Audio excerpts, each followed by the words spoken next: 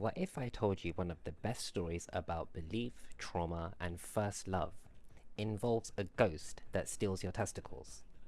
Welcome to the wonderfully weird world of Dandadan.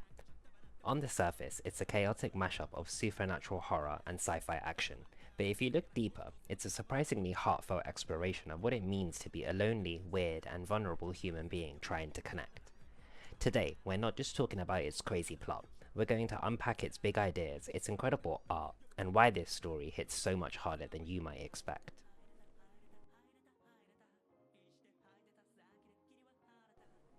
At its heart, Dandadan is a clash of worldviews. Our two main characters represent two sides of the coin. Momo Ayase is an occult believer. She knows ghosts are real because she can feel them. Okarun is a science nerd. He needs proof, data, and logic. He thinks her beliefs are silly. The genius of the story is that they're both right and they're both wrong. The universe forces him to accept that ghosts and aliens exist. It's a metaphor for being so sure of your own worldview that you blind yourself to other possibilities. And this isn't just academic. Their beliefs are shields for their trauma. Okarun was bullied, which made him timid and filled with self-doubt. Momo is isolated because people fear her strange powers. Their battle against monsters isn't just to save the world, it's a metaphor for battling their own internal pain and learning to trust someone else.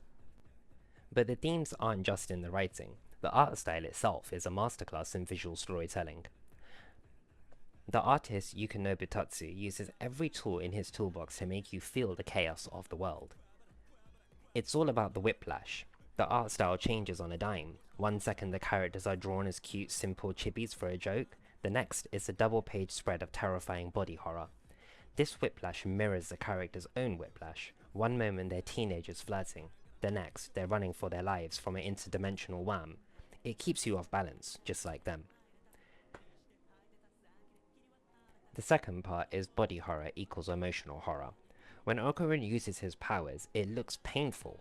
His body distorts grotesquely. This isn't a clean, cool superhero transformation. It's a visual representation of his struggle. His powers come at a cost, and it's directly tied to his insecurity and pain. Next is how the lighting sets the mood. Ghosts are drawn with murky shadows and unnatural glows. They feel ancient and emotional. Aliens are drawn with clean lines, mechanical patterns, and cold blue tones. They feel logical and invasive.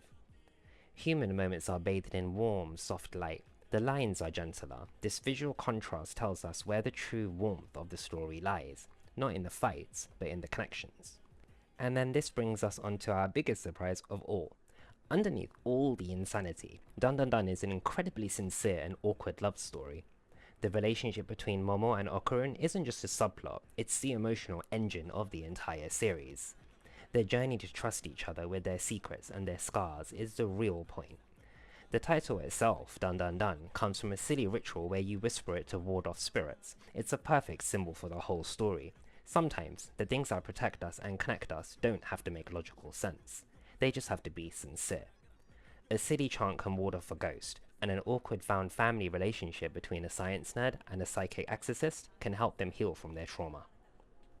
So, Dandadan is more than just its crazy premise. It's a story about keeping an open mind in a weird world, facing your past trauma instead of running from it, and finding the courage to be your weird, vulnerable self with someone who gets it. Its chaotic art and tone aren't just for show, they're the perfect vehicle to deliver a story that is, at its core, deeply human. So, what do you think? Does Dandadan's blend of chaos and heart work for you? Let me know in the comments.